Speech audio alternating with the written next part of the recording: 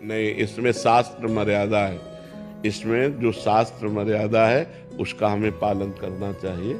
जैसे संध्या के समय भोजन नहीं करना, शयन नहीं करना, उस समय जप करना, भगवान का ध्यान करना, तो शास्त्र जो आज्ञा करता है हम अगर उसका पालन करेंगे तो हमारी उन्नति होगी। अब जैसे गुरुवार के दिन किसी भी स्थिति में बाल नहीं कटाना, द्वादशी के दिन किसी भी स्थिति में तुलसी जी को नहीं छूना, तो जो शास्त्र मर्यादा बनाई गई अब उसमें हम क्यों नहीं कह सकते, क्योंकि ये ब्रह्म ऋषियों के द्वारा बनाई हुई मर्यादा है। बुधवार को और शुक्रवार को आप बाल कटवा सकते हैं, लेकिन अन्य दिनों में कटवाने से आपके पुण्य क्षय होंगे। ब्रह्म ऋषियों ने जो मर्यादा बना रखी है, अगर हम उससे चलेंगे तो हमें ज्यादा लाभ मिलेगा।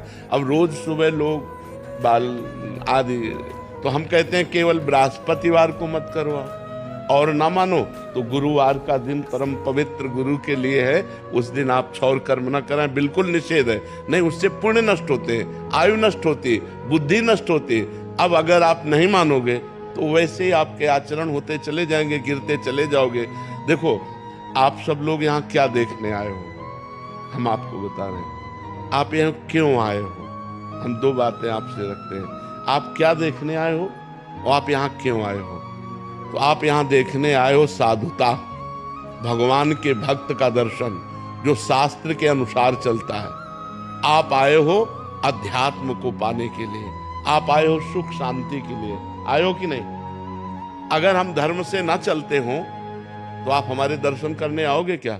हम भी तो एक मनुष्य हैं, हम भी तो आप जैसे ही हैं। अगर हमारे अंदर अध्यात्म ना हो तो आप क्या सुनने आए हो।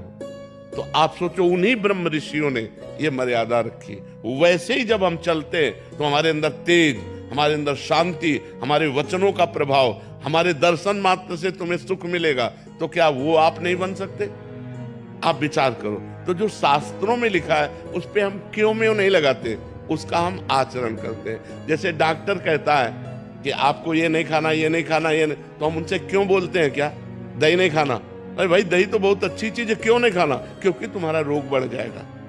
जब तुम ठीक हो जाओगे तब तुम सब कुछ कर सकते हो, लेकिन जब तक ठीक नहीं होते तब तक तुम्हें दही नहीं खाना, ऐसा मना किया जाता ना। जब तक हमारा ज्ञान नष्ट नहीं हो जाता तब तक ये सब बातें, और ज्ञान नष्ट हो गया तो फिर कोई नहीं, फिर वो सब